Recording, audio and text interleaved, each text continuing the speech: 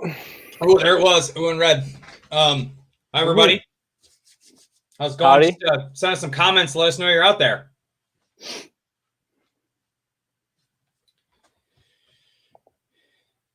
How's the shop today there, Ethan? It looks like here we go. We got welcome. All right. Yeah. Cool. I was actually out fishing today, surprise. So you had to come into work on your day off? Heck yeah. Awesome. That's super sweet. Welcome everybody. Oh, there we go. We're starting to pop in. There we go. Anybody else fish today? Ethan did. I did not. Sweet. What's up, Josh, Steve? Vancouver. What's going on, Chris? All the way out in Vancouver. Love it. What's up, Steve Carl? Colorado. Nice. Awesome. So it sounds like we're rolling. Ethan, it's great to see you. How you doing? Yeah, you too. I'm doing well outside of the little winter chill we got, but doing all right. How about you? Yeah, same over here. You know, we had a week and change of some unseasonably awesome weather, and Vermont's a cruel mistress this time of the year. So wake up to a few inches of snow and wait for it to go away again. We'll take the water though. Yeah, absolutely. We need all we can get. It's good for what we're going to talk about today. Yeah, absolutely. Right. Absolutely. Yeah. So, I mean, Ethan, why don't you go ahead and introduce yourself and let everybody know who you are? Yeah, I'm Ethan. I'm the fishing manager at Orvis Rochester. I've been in fishing retail for 7 years now. It's awesome. I met Jesse through tournament fly fishing. We met at the national championships in 2016. I'm pretty sure he kicked my butt. But yeah, we're the nymphing experts you got today. I'm very fortunate to fish with a lot of people better than me and learn from them. So I hope to share some of that with you all today. Jesse, awesome. How about Thanks, you? Ethan. I definitely paid off to get that score higher than Ethan. So, if it was a weird jump, the math doesn't add up, but that person got a little bit more rich. Yeah, I'm Jesse Haller. I'm a product developer for Orvis. I've been was a guide for about 15 years prior to coming to Orvis, and then been with Orvis now for a little over 5 years. Do product development stuff, packs, bags, tippet, flies on occasion.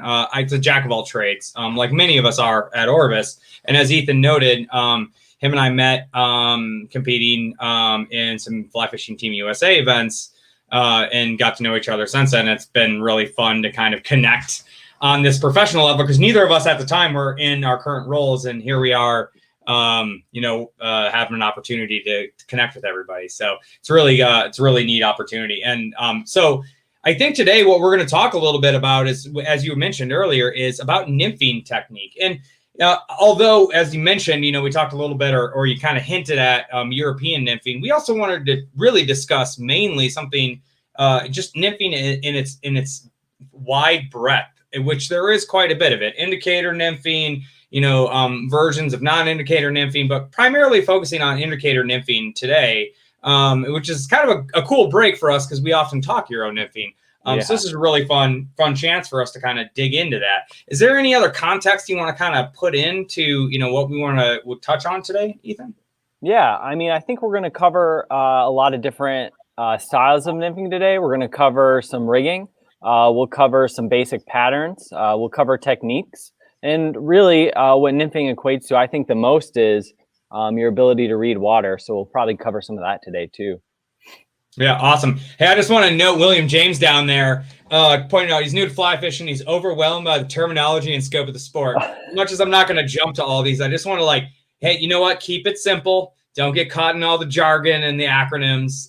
Enjoy the adventure. Honestly, I'm sort of jealous in some ways of the opportunity to rediscover, the really fun part and aspects of fly fishing. Don't get caught in all of the madness. We'll probably use a bunch of terms that might, take a little bit walk. We'll try to keep it simple today, but just enjoy it. And there's great resources in the Orvis Learning Center that'll help you kind of take steps along the way. So super awesome. So, I mean, I think a great place to start is really just kind of identifying what is nymphing, Ethan, and what is the purpose of it? Why do we nymph? And really, what is it? So go ahead. Sure. So I'm going to paraphrase a Hank Patterson quote here. You know, if you're going on a fly fishing excursion and your goal is to actually catch fish, you're going to want to learn how to nymph. 90% of a trout's diet is going to be subsurface. So not the dry flies we see on the top of the water, maybe not a streamer like a minnow or a crayfish. They're going to be eating these little bugs that live most of their life under rocks and under the surface of the water. And there are different ways that we use so we can actually tell that a fish is eating underwater. So, you know, a bug's life cycle starts under the rocks, then they crawl up, they swim to the top, they hatch, and that's when you see them as a dry fly. So we're just going to focus again on that 90% under the water subsurface action. So, Jesse, since you were a guide, I believe, for 10 years, right, in Colorado, what's the best way to get someone set up if they want to go out and nymph fish? What's the most, you know, you found with clients, what's the best way to get someone set up, easy, simple, started with nymph fishing? Well, I mean, you know, there's a few simple concepts in general. So like, you know, people get very fixated on, am I deep enough? Am I, you know, heavy enough? And those are all important metrics to kind of consider in the improving your success in nymphing. But to start at the absolute base core, you just want to get a fly below the surface of the water and use some sort of instrument to understand whether or not a fish has taken the fly. There's a lot of different elements of improving the drift to give a natural presentation or adding specific sort of movement to the nymph to make it look like it's doing something that a bug might do through its life cycle. But the simplest way to do is just get someone out there on a piece of water that you believe fish are feeding on.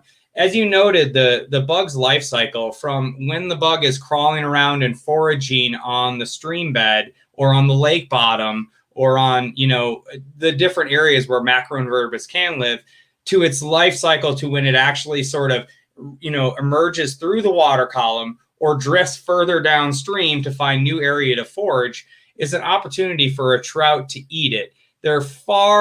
Not a lot of nymphs are great swimmers. So if you can imagine this sort of Star Wars scenario where you've got these stars and things flying by you, the fish, as I always say, the fish is like the laziest thing it can possibly eat. It wants to sit in the laziest spot and get the most amount of food kind of projected at it. If the amount of food increases, it might put itself in an area where it has to work a little bit more, but it's going to get more food. So one of the easiest things to kind of do is go out there, set someone up with a nymph that's most likely heavy enough to get into the water column, depending on the speed of the water, and put an indicator on it, which an indicator is a fly fishing term. It's a fancy term for a bobber. And that bobber does a lot for us. But most importantly, it tells us how our drift is doing and how and whether or not a fish has taken the nymph. So that's a very basic way. You can continue to improve on those on focusing on getting a dead drift or focus on that, which we'll touch on in a little bit. But a very simple way is to simply attach an indicator through a couple different methods. All of that information will be back on whatever indicator package you buy and tie a fly on and hopefully get the right fly weight for the type of water that you're fishing. And we'll kind of break those down as we go through this presentation. But then in the simplest form, getting a fly in the water below the surface is a way to start nymphing. Did you do it perfect?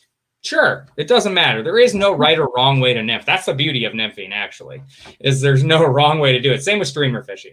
It may not do specifically one thing or the other, but it's a very simple way to go about it. So when you're getting started, Ethan, like what is the equipment that someone might need to go out and nymph?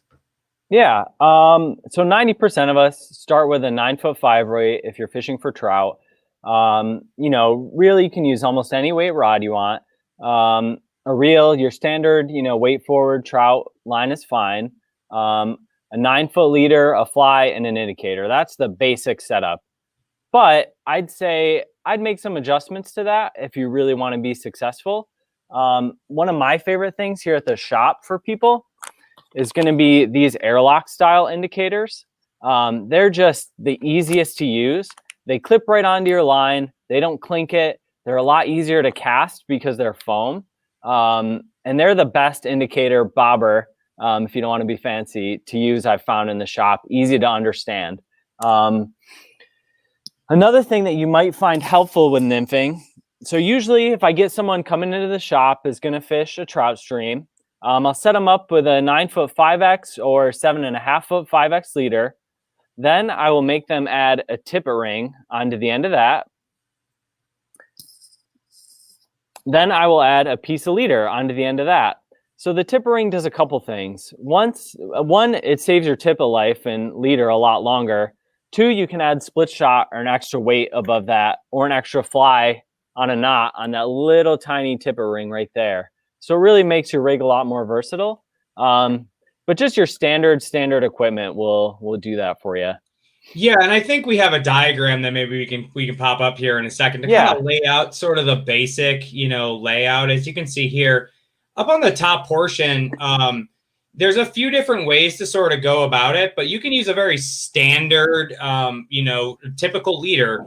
And then from there, you can engage a tippet ring. And then below, you can use a length of tippet. The nice thing about that, as Ethan said, is if you lose things, you break off, most likely that's going to be below the tippet ring. And that'll allow you to preserve your leader life and just kind of go through some tippet material in general. One of the things about clipping split shot on, as we talk a little bit more about what weight means in the whole equation of nymphing, is that if you put it above your tippet ring, it basically stops the weight from sort of sliding down and kind of crowding your flies. It's a really nice way to kind of disperse the weight overall on your rig. But it's a really overall very simple style. This is a very common way of nymphing. He brought up the airlock indicator. You've probably heard of things thingamabobbers. There's pinch on strike indicators. There's New Zealand wool. There's many different versions, and it all really depends about the type of water you're on. How easy do you want to be able to rig? How easy do you want to be able to adjust? Because water depth does play into some of your strategy. So that's a general idea of just a few things you might need. A very basic leader, if you really want to put a lot of weight on there, you might start with even as heavy as a 9-foot 3X or a 9-foot 4X. And you could even use something as, shallow as a 7.5-foot 6X. They're all kind of wide varieties, but a real safe place to start is that same leader that you use for most of your stuff, a 9-foot 5X leader. It has a nice big butt section, which you can easily attach a lot of those indicators to, unless you're fishing really shallow water. So that's a really simple place to start. A little bit of split shot or whatever your additional weight thing, and a few different weights of flies that might fit the different sorts of macroinvertebrates that fish could be feeding on in your stream. And the most crucial thing about all this sort of thing is really understanding what is the right stuff in your area. And that's where your local fly shop really makes a difference. You can go in and see Ethan at Orvis Rochester. He's going to be able to talk you through what's going on, the life cycles that they're currently seeing in the local streams, and he'll be able to set you up with the right flies, the right weight, and give some recommendations looking at flows, looking at water temperature. So always engaging with your local fly shop is going to help take away some of those variables and really be able to kind of create a solution for you that'll hopefully make you more successful on your next outing. So when we talk about rods, you were saying 9-foot 5 weight. We see people, fishing Euro rods as light as 3s. Some people really like 4s. I know a lot of Western guys fish 6 weights, so the 5 feels like a really good home. And again, as a general rod, wouldn't you say that that's a really good, super versatile rod that for your dry fly fishing, for your dry dropper and your nymphing, does that feel good? What about your fly line? What about your reel, Ethan? What are the solutions you might want to look for in those situations? Yeah. Again, your standard weight forward fly line. I use the Orvis Pro weight forward smooth line. That's been my most versatile favorite line. We do have nymph lines if you want a true only nymph setup, and you can buy 10 rods, which I'd be happy to sell you for each setup you want to do and get real specific and into it. But again, that weight forward line is really going to allow you to mend, roll cast, do everything you need to do to cast those nymphs out there. As far as reel goes, I have a Mirage LT personally. I like the large arbor. I like the smooth drag. Sometimes I am going to find some bigger fish in our tailwaters, and I'll take any advantage I can get sometimes. You've seen some of the rainbows we have here in the East. They get pretty wild. So having a large arbor reel is super, super helpful with a good drag especially. Or a hydros is probably my backup or other go-to reel. They're both awesome for this area, both large arbor, both great reels for nymphing. Yeah, I gotta say, and I agree with you, you know, on that. Having a good drag system is super powerful. I would also even call out our Pro Power Taper and some of the strategy behind Pro Power Taper, and also that its cousin Pro Trout has is first of all, they're both 50-foot heads. And so that total fly line head, we don't need to get into, you know, the essence of fly line design in general, but it really makes it easier to mend at further distance. So you can manipulate your line easier on the water to control the dead drift with those longer heads. With the Pro Power Taper, I really like that one because it's a half size heavy. It helps deliver all of that stuff. Now, we might fish some relatively light nymph rigs, but there's time. It's, you know, we didn't have a ton of water. We had a short little runoff here in the East, but certainly out in those Western, you know, streams where you get prolonged 4 or 6 week runoffs and you're throwing double, you know, girdle bugs, double turds, you know, with split shot and an indicator and all that sort of stuff. It's nice to have that little bit extra load and that power to deliver that. So I've always found that Power Taper line to be a really good solution. There's still a part of me that thinks like a Western guide.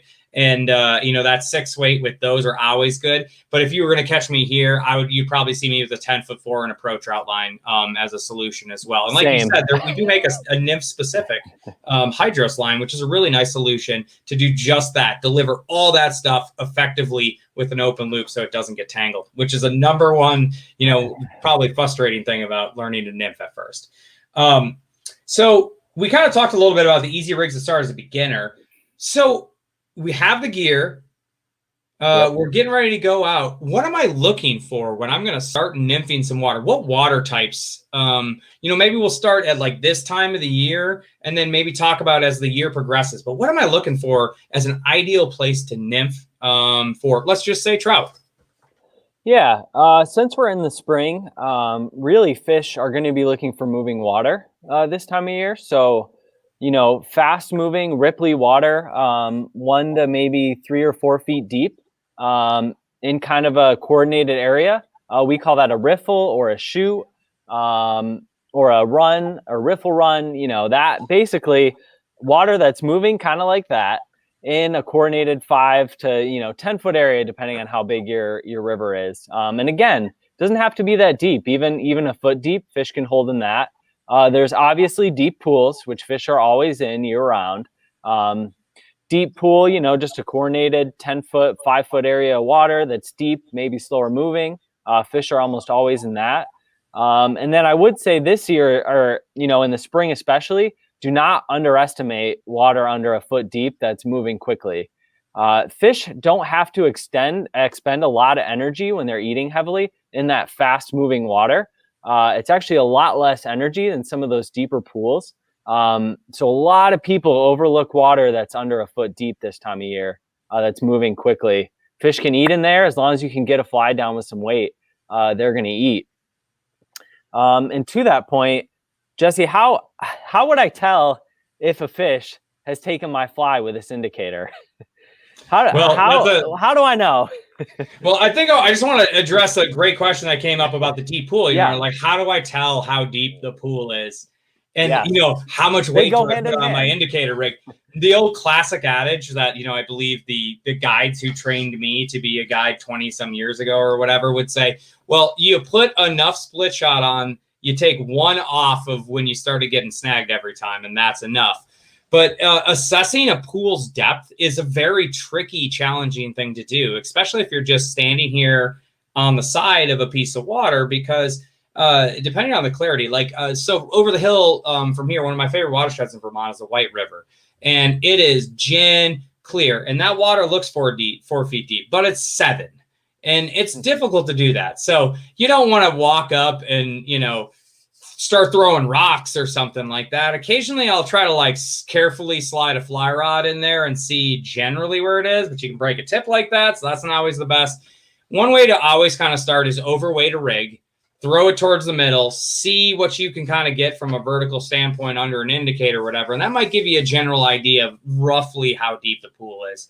Kind of the space, you got to take some angle in consideration as your flies and your indicator are moving down, but it'll give you a general idea of about, the overall depth of the water. It takes a little experimentation, especially if you're fishing a piece of water you don't know. But I think all of us do have those couple pools that we do know on our local thing. We know, well, at this water level, it's around this, and we make those, kind of necessary judgments.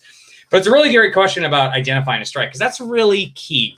And honestly, it made for some of the best fodder as a guide, watching people kind of react to the different fisheries and how fish took different times of the year and in different places and different water types. You noted the slower pools, like, kind of seasonally for me, and certainly in Vermont, you've got a little bit different sort of topography, and you get a little bit more spring water where we're very hard rock here. And so we don't get that spring-fed water nearly as much. Our fish get real lazy in the winter, and they're going to stay really adjacent to those winter holes until we hit a certain water temperature. So they're going to stay a lot of times near the biggest, deepest holes in a stretch of water. So if you're nymphing that, the way that you learn from an indicator whether a fish has eaten or not is far different than the behavior you would see on an indicator in some faster water or some warmer water temperatures. Typically what you'll see is just that, the indicator drop, just like a bobber. Now, after you've seen it so many times, there's a very big difference between kind of like that slow, like sink like that. That's really, you just got snagged and it's slowly pulling it down, especially over very slow water, or the pop, pop, pop. It's usually a like pop, pop that really is a defined sort of head movement as the fish engages with the fly that defines it. But you definitely get stops. My number one, probably most quoted thing, except for mend again, mend upstream and downstream, was set. Hook sets are free. You can set the hook on anything. I would rather have a client at the time hook set into a log than miss an opportunity at fish. Some fish will nail it, and there's no mistaking what's going on. Some of those tailwater fish eating size 24 midge, they're barely going to move the indicator. It's going to stall, but not necessarily go into the water. That's where you see that great, I saw someone talk about the New Zealand indicators. When I don't have to have a lot of weight on, I can use things like wool. I can use things like really light foam and get that. But basically, you're looking for something that is not natural happening to your suspension device, right? Because that's really what it is. It's a suspension device. You're not really completely contacting the stream bed like you would with a European nymph rig or a non-indicator rig, but you definitely creating a level of suspension and trying to get your flies into the strike zone. And to identify the strike zone, I really want to call this out. I always view the strike zone as the bottom like 8 to 12 inches of the river, and there is some flux there. It depends a lot on how the current moves through the water column, where the fastest water is, where the slowest water is.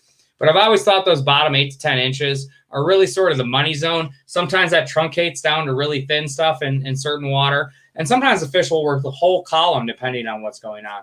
But the identifiable, this is something is happening, is just something unnatural. A side movement, a stall, a push forward, or those bop, bop, bop, bop, bop, that are just non-mistakable, where you're screaming, set, set, set, set, set, set, set. And that's just the stuff you get excited about. But one fish might do one thing and one might do another. And it's amazing. You would think the big fish really drive that indicator home, and sometimes they're the lightest eaters. So becoming in tune with your suspension device is really a key way to make sure you're not missing your strikes.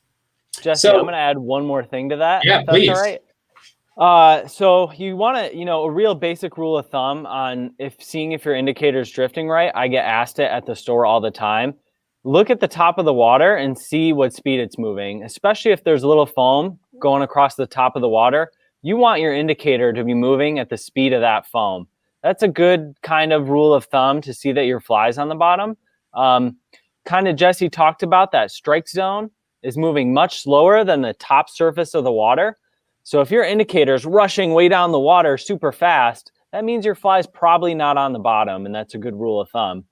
And to paraphrase Hank Patterson again, adding on to Jesse's, if it wiggles at you, if it bobbles, if it jiggles, set the hook. Hook sets are free. Yep. You don't have to pay for those. You have to pay for the flies you park into the wood on the bottom, but it's always an important thing to make sure that you're in tune with what's going on there. And it's a really good question because we talked about the strike zone, but let's dive into a little bit about the depth. How do I know that my flies are at the bottom? You just kind of commented on that, knowing that the speed, if you took a current cross section, right? If we took the river and we cut it in half, what would we see as far as speed of the water? And what does that tell us as a nymphing angler about how our flies are going to react throughout the water column? Yeah. So again, the subsurface, the bottom here, let's say this is the bottom. I'm going to try to do this with my hands. And this is the top. The bottom is moving like this. The top is moving like that, really fast. I did my best there. So again, what's important in nymphing is getting your flies down to the bottom. That's why, split shot, tungsten bead flies, which are just more superior, heavier weighted flies. Tungsten's much heavier than most beads that are on flies.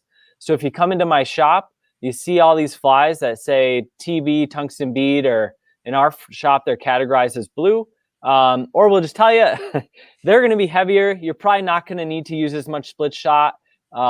Just like this tactical SOB, which is one of my favorite flies.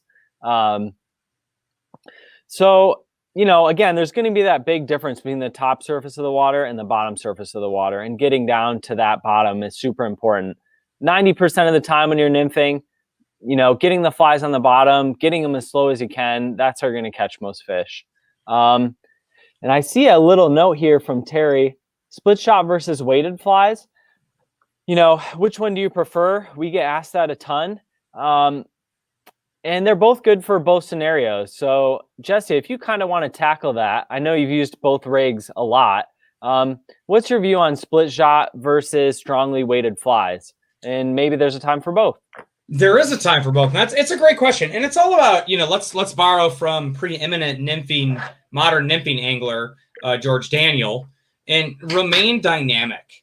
I think I'm pretty stoutly, I'm going to try to get there with my flies. And as he noted, and Ethan noted, tungsten versus brass beads, which is what kind of traditional bead heads are, versus tungsten weighted.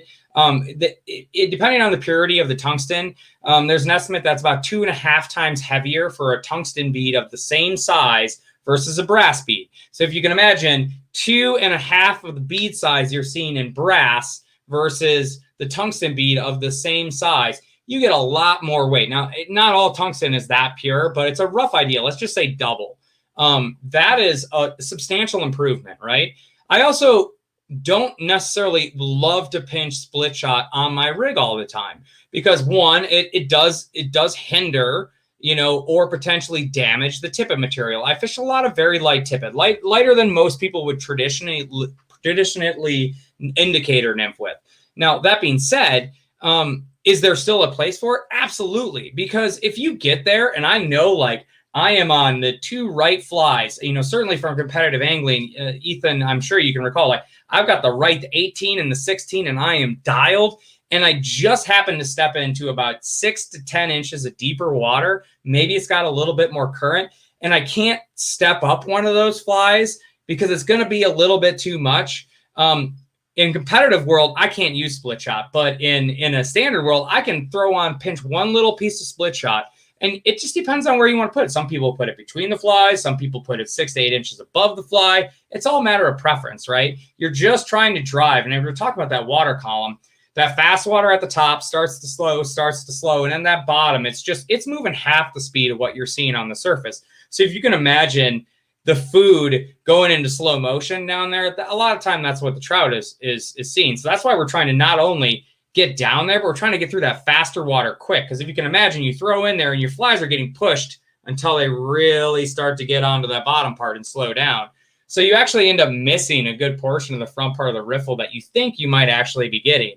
So that's a lot why I do that. Now, split shot to me is a super versatile tool. I'll always have some with me, and I may engage it when needed.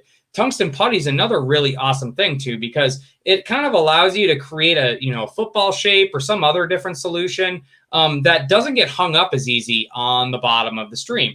And again, we're trying to get our flies down there. Certain beautifully round river rocks that don't love to get caught on any, your flies don't get caught on any of that. That's amazing. But you also get plenty of kind of like, yep, there you go. And you'll also get a lot of really kind of craggy, bottoms. I think about like Penn's Creek or something like that. That's a little bit kind of, bitier. That'll eat your tippet up. So you don't really want to have all those kind of more aggressive, the split shot in those situations. So something like tungsten putty, which is just like putty, it allows you to have tungsten kind of make it around your tippet material, and it kind of hardens once it gets cold. It's a nice little solution for sure. Awesome. So we'll jump in. Let's hit Frank here with what size nymph do you typically start with for the bottom nymph. And then I want to jump in a little bit to mending and drag-free drifting, but specifically, It's a good question. Let's start with this, Ethan.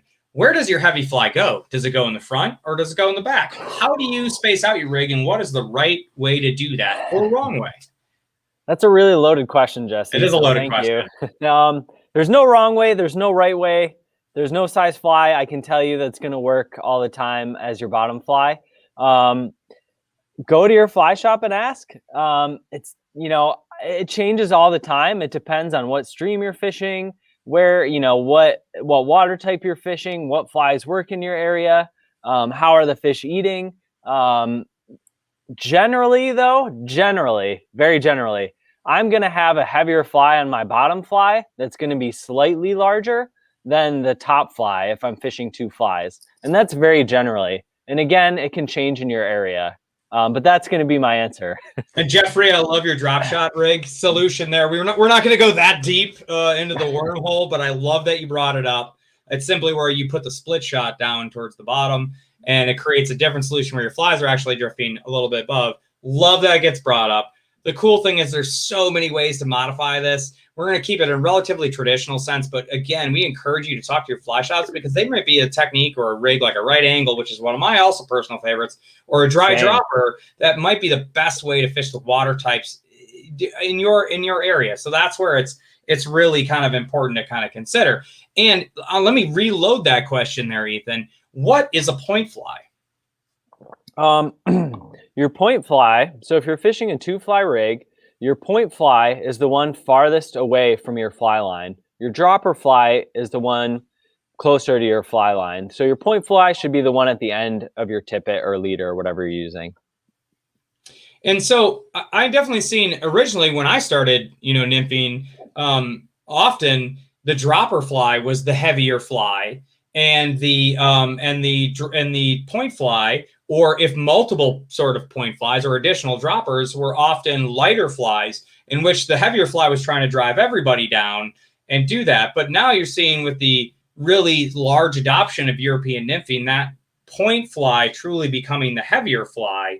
And does that make the most sense? Is that where you're going to end up most times when you're nymphing as your heaviest fly on the point? And what reason would you switch those? Yeah. Most of the time, that's how I'm going to end up. Most of the time, I'm only fishing one fly. That's because, even so under an indicator, it's such a Euro nympher answer. Even if I'm fishing under an indicator, though, whether it be an airlock bobber or one of those little foam ones or New Zealand, one fly is going to give you the best connection between whatever style indicator you're using and your fly subsurface.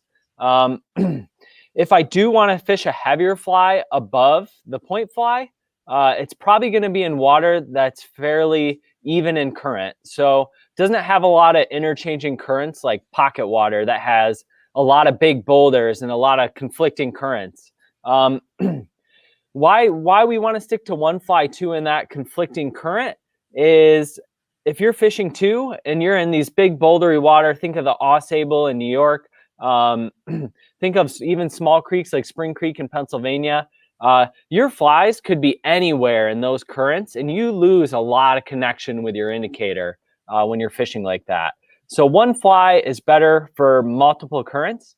Two flies is better for really even channeled currents. One fly above is better in really flat kind of, again, really straight, even current. Yeah, so that's my answer to that.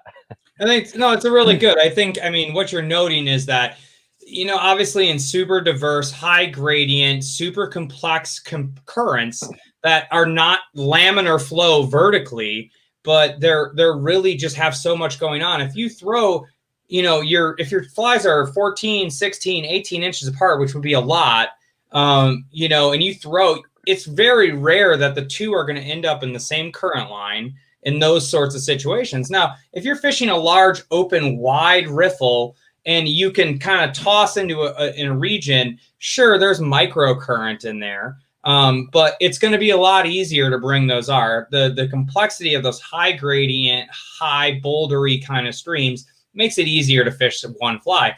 You would actually be surprised at how productive they can be, because sometimes those two flies in different flows, one will pull each other in or out, and it causes drag, which is the perfect segue to talk a little bit about what is drag-free drift, why is it important, and why should I be doing everything I can in most situations to be achieving a drag-free drift? Sure. That's such a buzzwordy fly fishing question that no one understands when they're new, and I totally get it. There's a lot of weird words we use, so if we say anything that you guys don't understand, please let us know. So a drag-free drift is basically just trying to present the fly as natural as possible in its simplest terms. You're never going to get a true drag-free drift. It doesn't exist. You're not the weight. You can't perfectly weight the fly like whatever those nymphs are you're fishing like on the bottom. But essentially, you want to get that fly moving at that subsurface speed. And your indicator is going to tell you whether it's doing that or not, but you want to try to get as close as possible to that speed. And you're going to achieve that by mending, using heavier weight. And we should talk about mending probably a little bit. So Jesse, I'm going to throw that one back to you. What is mending? How do we do it? Why do we do it? No, it's a really good question. I mean, that's like, mending is like the real secret art of fly fishing in a lot of different ways. It applies to everything you do, and even streamer fishing in some situations, depending on what type of fly line you're using. So mending in general, it's an important concept to understand. And it would be one that I would encourage people to get some more information on. Watch some videos on the Learning Center, watch some YouTube videos, and really understand about what mending is. Basically, mending is your manipulation of the fly line to allow whatever, your fly or your indicator, to continue in a natural flow. And what that means is you want your indicator to look like it's not connected to anything, like a little bobber floating down the river just broke loose from its little bobber friends, and away it goes all the way to the ocean. To do that, again, we're talking about complexities occurrence from where you're standing, where your fly line is laying, as well as to where your indicator is. Then you add the complexity of the fact that that indicator could be connected to some heavier split shock, which could be slowing it down, in which your fly line is going to probably want to bow, and it's going to bow in one of two directions, and you're actually going to do the best you can to pick your fly line up and lay it in a direction that basically resets it to sort of allow that natural bobber running away to the ocean to perpetuate. Sometimes everybody gets in the habit of mending upstream, because mending upstream actually allows, in a lot of ways, your flies to sink a little bit more. However, you may end up in a situation where you're standing in very slow water, fishing to fast water, and you actually have to mend downstream. And being able to identify what your fly line is telling you to how you need to manipulate it, i.e. pick it up and set it up back upstream, is the art of mending. It sounds way more complex than it actually is. It's just reading your fly line to let the bobber run away. And that applies to dry fly fishing just as much, right? We were trying to keep that. Now, the skill and art of mending really comes in not only interpreting what's happening, but what's going to happen, in manipulating your line in a fashion that barely or does not move your dry fly or your indicator, thus, kind of not giving any little cues, because it's all connected, right? And so any little twitch is going to kind of resonate down into the flies.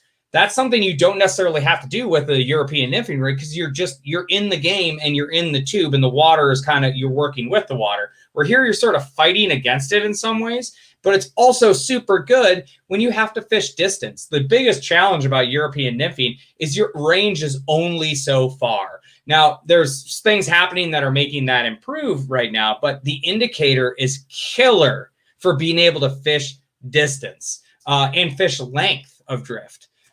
So that's what I'm always looking at. And that's the simple thing of Mend. It's just manipulating the fly line to make the bobber act as natural as possible. I just want to jump in. I see Jen down here. She asked a great question. Jen, we miss you. We expect to see you up here for OCC 15 at least in 2 years. So that being said, it's a great question about that when connecting flies in general. I would encourage you to step away from tying to the bend of the hook of your top dropper fly and start using the double surgeon's knot with the small tag end. You're going to get a better lifelike look on that upper fly, as well as you're not going to have to worry about having that slide off when you're casting. So it's a very simple knot. You're going to use your downstream tag end, and it's a really good solution, in my opinion, to this. And I did the same thing for a long time, but now once I went to that particular connection strategy, I don't think I'll ever go back, indicator or no indicator. So great question.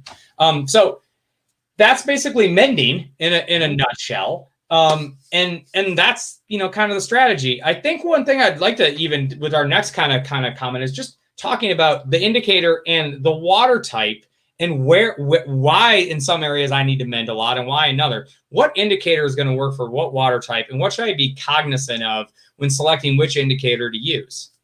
Sure. I'm going to answer one question real quick by Terry. Absolutely. You're definitely, if you're fishing 2 flies and you're getting tangled a lot, switch to 1. You're probably missing opportunities on the 1 anyways. Just with the 2 flies getting caught in different currents, it happens. 1 fly is way easier. Go that route. Second, once I found Euro nymphing, it's tough to go back. Jonathan Nisman, why would I nymph fish for 0? If you can't get to the fish with a Euro rod, you got to use an indicator. You're fishing a giant tailwater where you just can't cast to them. You got to use something else. Montana, all those big, wide waterways, deep, fast, you just can't Euro nymph them all the time. But anywho, you've got 2 super Euro nerds here. Yeah. And I don't do it all the time.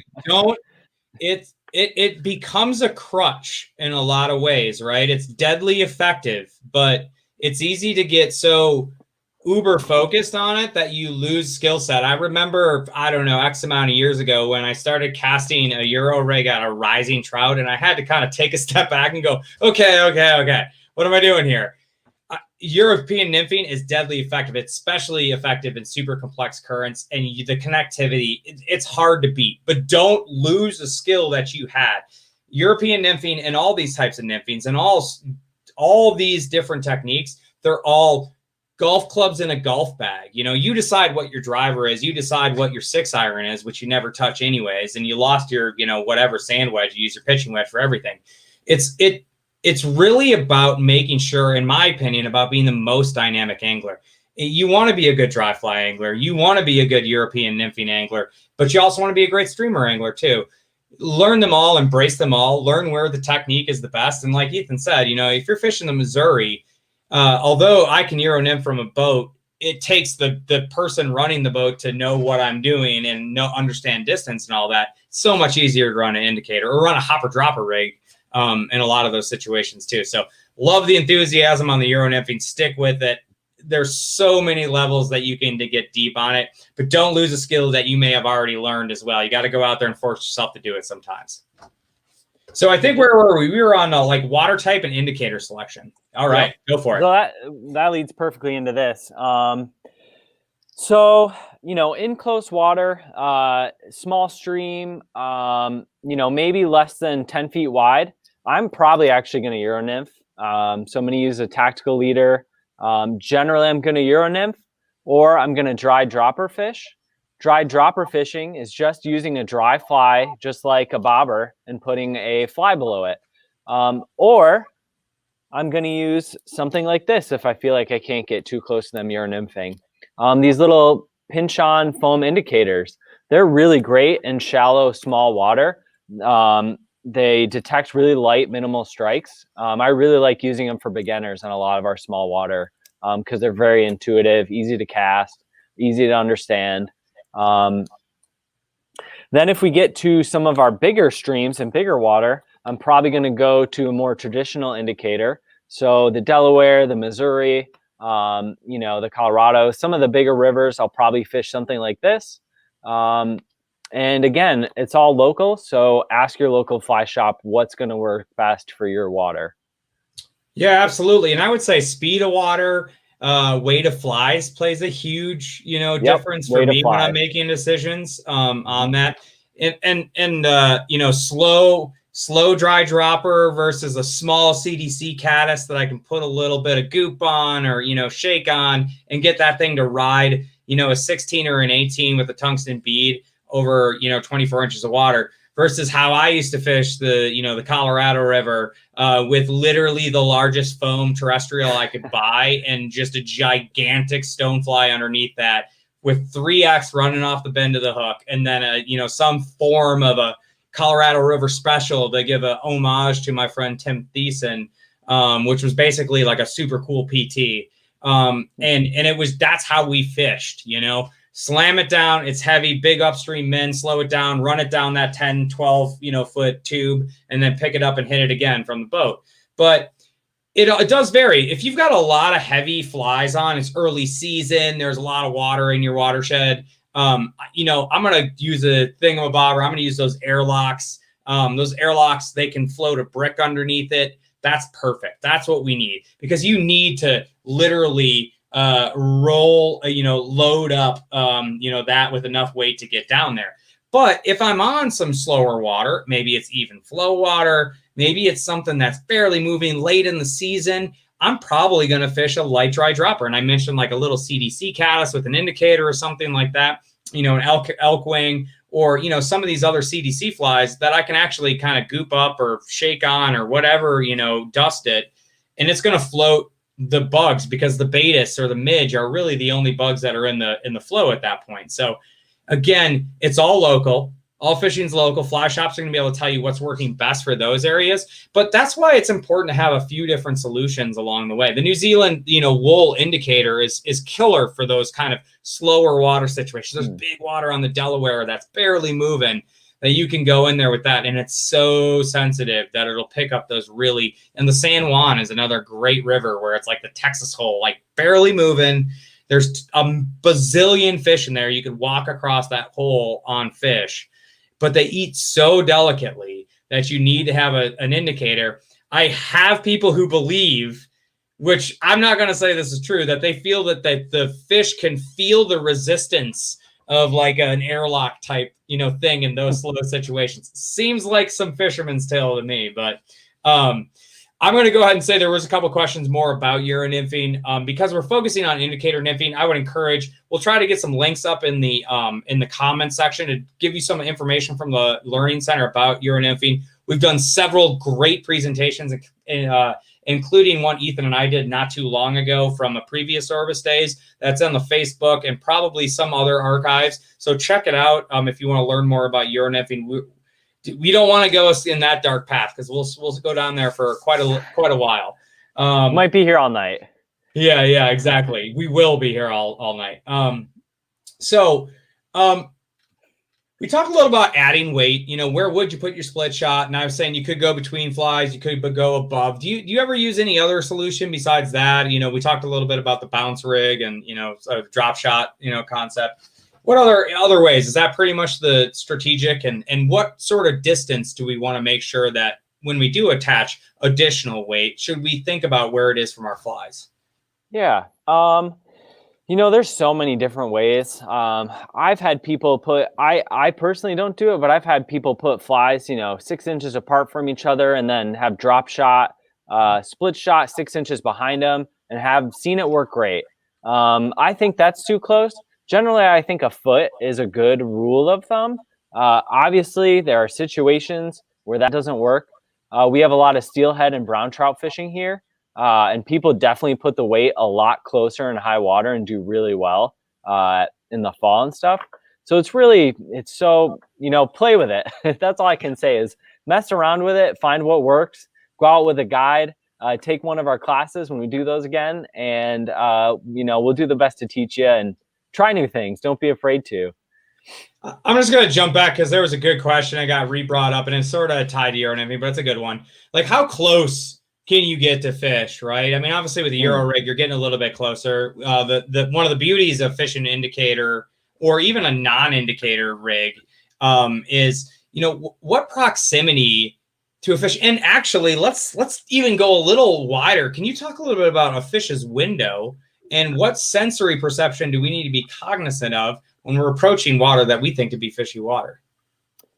Yeah. Even as much as, everyone used to say, be quiet when you get to the stream, maybe it's just because they got sick of me. I don't know what it was. They didn't want me to talk. I don't think speaking is really a thing. Actually, footsteps are definitely a thing. We're very fortunate to have a really wild, pristine creek near us in Rochester. And those fish are definitely spooked by our footsteps before we get to them sometimes. Color in your clothes matter. I'm typically wearing dark color. Obviously, it depends on the fishery, again, where you're at. But if we're in gin clear and they are all sitting in a foot of water, you can maybe get 15 to 10 feet. Sometimes, generally, you can, as long as you're quiet, you step lightly, you don't move quickly, you don't make any sudden kind of movements, you can get probably 10 to even 5 feet, pretty close to them.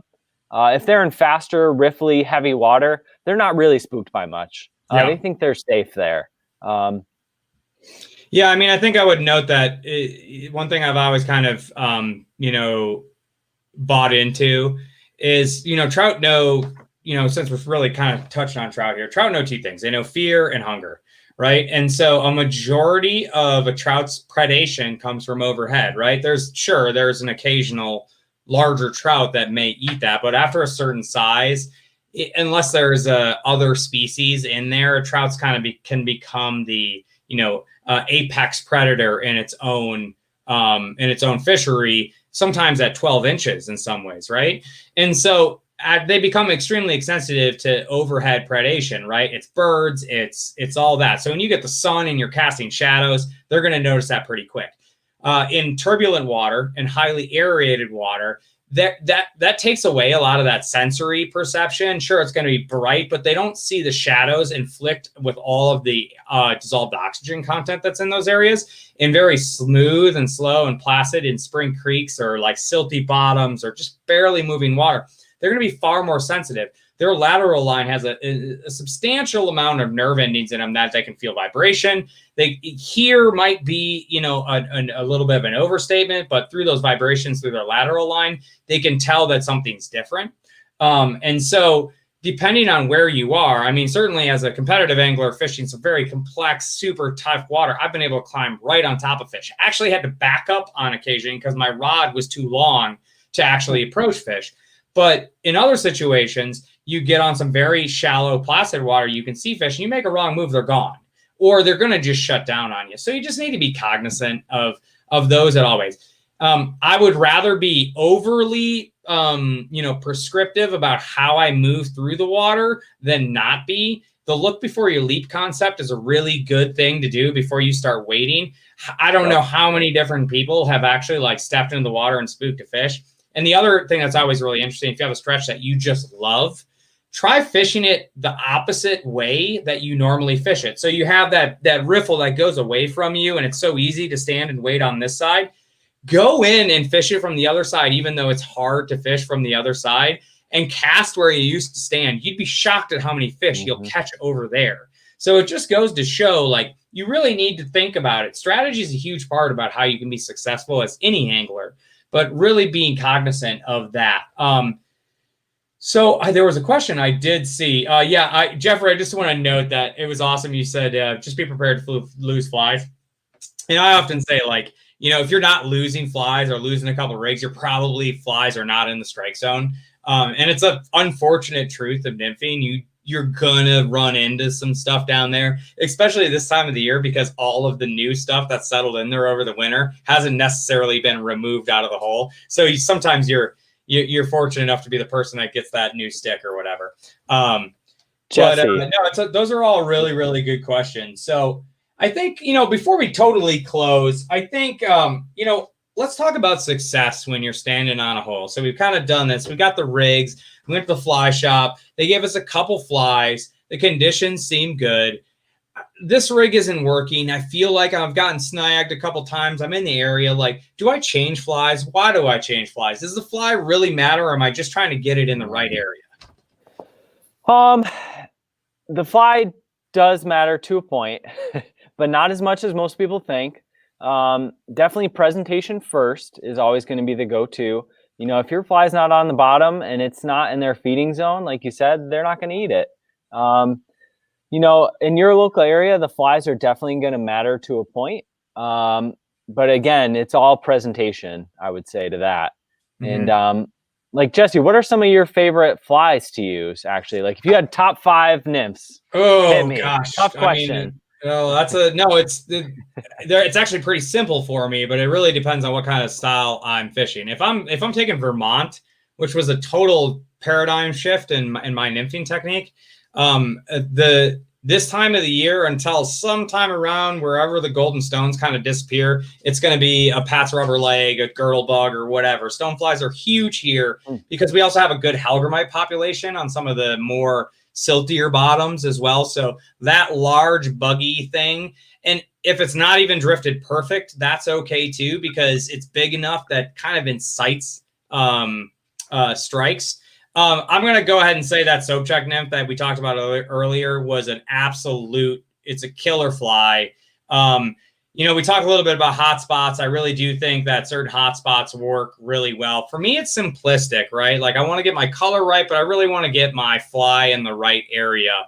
Hotspot pheasant tails. If I'm thinking my soap check's sort of my like grubby style fly where it covers my caddis and maybe some of my scuds, a pheasant tail or a hare's ear is going to kind of cover my, wider body or thinner body mayflies. I tie a version of a Barza merger, which is an RS2 type thing, or a very small kind of version of a Baetis fly that I do in a couple different weights that are extremely effective to me. And honestly, like, you got to have a squirmy or something like that. I don't do exceptionally well with mops in this area, but I always got to have a junk fly. And I have my caddis in a couple different sizes. I've got my, mayflies in a couple different sizes, stone flies. And really, like, you gotta have a junk. I'm a junk fisherman. I'll throw junk. I have no shame in it. There's just times when that's what a fish wants to eat. So squirmy works really, really well for me. I don't fish it often. It's kind of the last resort, but it also is not something that I'm not gonna fish. So for me, that's pretty good. Now, I am jealous of some of the better spring creeks that exist a little further west from me, and you might have some insight and offer some different suggestions on what your favorite flies are. Well, you hit most of them, honestly. The one thing I would add to that is something with some kind of soft tackle on it, whether it be a soft tackle hare's ear or soft tackle pheasant tail. Again, we're in the spring mode. Fish are looking for those bugs that are just starting to hatch, especially mayflies and caddis and stuff. So sometimes they'll really key in on that movement and fish a nice soft tackled fly. That'd really be the only thing. And maybe a woolly bugger, actually. Sometimes dead drifting a woolly bugger this time of year, whether it looks like a big crayfish or a dead minnow, can be absolutely deadly, especially in our northeast waters. Yep. Yeah, I mean, and that's a preferred bull trout technique when you can fish bull trout at certain times of the year out in Montana, right? I mean, those dead drift, woolly buggers, crayfish patterns, there's a million different variations of that, but dead drift in a streamer underneath an indicator is an extremely effective methodology, especially when you have highly predaceous species. I mean, certainly in Vermont, we do have big brown trout. We don't have tons of brown trout, but we have big brown trout. And targeting those, sometimes you have to sort of appeal to their predaceous nature. And that's a really good way when they're not moving a ton to be able to sort of get after them in general. But I mean, overall, I think, nymphing is just like this wildly versatile tool, and you can use it in so many different ways. You can use it with an indicator. You can use it without an indicator. You can use a dry dropper rig. It's really effective, and it's a way to actually be able to stand away from the water that you're fishing. to present in different ways. And it's really, really effective. As Ethan kind of hinted at earlier, a trout takes about 90 to 95% of its food subsurface. That beautiful moment of the dry fly mayfly eat is sometimes the 24 hours that mayfly is alive above the water. And that's such a kind of a magical moment. But and provoking fish to eat off the top, brook trout, cutthroat, all those aggressive fish, once the water gets warmer, it's one of the beauties of what we do. But unfortunately, the window is only so big on some of that stuff. And some people are very dedicated dry fly anglers, are very dedicated streamer anglers when they're not dry fly fishing.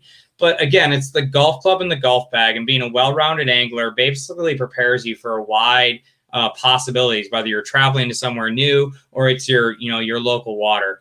And what I would really, really encourage everybody to do, and more than anything, is, connect with your local store, because they're really going to be able to help you make sure you have the right equipment, the right fly lines, the right flies, give you the right areas to go, and improve your success. Learning to nymph is kind of a vital piece of the grander sort of fly fishing picture. And it's only one piece, but it's a part of it. And nobody's going to be able to help you take those big steps in improving your technique like your local fly shops are going to be. So we encourage you to go see Ethan over at Orvis Rochester, wherever your local Orvis store is, to be able to go out there and learn. There's some great classes. There's unbelievable information on the Learning Center. So take advantage of those free resources. And then eventually, if you want to take it up another level, hire a guide. Take an additional, more advanced class. It's a really, really cool way to basically improve your success and allow you to share those successes with other people as well. So I think that's a really solid place to start to close up for the night. But Ethan, I just want to tell you, it was awesome, as always, catching up with you. Is there any other things you'd like to leave as a parting kind of note for anybody here? Set the hook. Men. Anytime. Men, set the hook. Yeah. And like Jesse said with a shop, I would rather talk fishing with you than go full of t-shirts. Don't tell my store manager I said that. Keep that between everyone on the chat. So yeah, we're here to help with anything. I don't have any secrets. I'm glad to share any rigging or spots with you all. But stop in and talk to me. We're glad to have you. All right. So hold on. Encore presentation. I'm totally going to close it up for this one question, because I love this one. I think we're going to disagree on it. Okay. Danny wants to know, when tying a surgeon's knot, do you use the tag end that goes towards the fly line or the tag end that goes to the point fly? Ethan, what is your opinion on that? Fly line. But I use the Orvis tippet knot. Okay. I say point fly. Okay. I say point fly. So as you can see, there's two people who disagree on it. Two of the most savvy, unbelievable anglers, Jack Arnott and Cam Chiaffe, use the fly line side. And I purposely think I've lost many fish using it like that. So who am I to say that anybody else is wrong? It's one of those things, like, you can interpret it how you want and use an Orvis knot like Ethan does. I just really want to tell everybody how much we appreciate it, you guys coming out and hanging out with us tonight. Thank you so much for being here. Stop in your local Orvis store. Check out all the great stuff on the Learning Center. Ethan, thank you so much for being here. We're looking forward to the next Orvis Days, where Ethan and I will get back together and talk about, who knows, whatever they tell us they want to hear us yammer about again. So thank you, everybody. Enjoy the season. Thanks, everybody.